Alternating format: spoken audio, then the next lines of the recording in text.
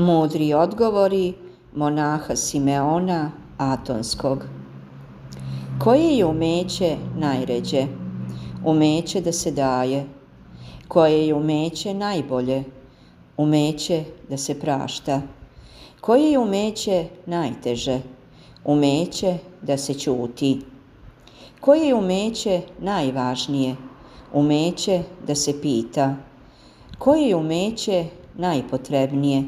Umeće da se sluša. Koja je navika najneprijatnija? Taština, to jest sujeta.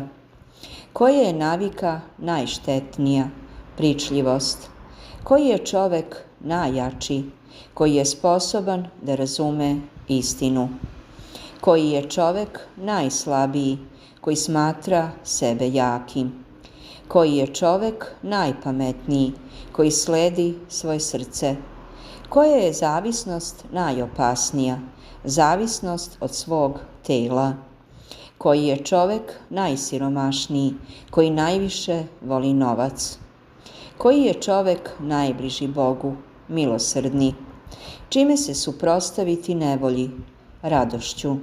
Čime se suprotstaviti patnji? Strpljenjem. Koji je znak zdrave duše? Vera. Koji je znak bolesne duše? Beznađe. Koji je znak pogrešnog delovanja? Razdraženje. Koji je znak dobrih postupaka? Mir u duši. Koji je čovek za života umro? Ravnodušni. Koji čovek nikada neće umreti? Onaj koji voli druge. Poučava nas monah Simeon Atonski.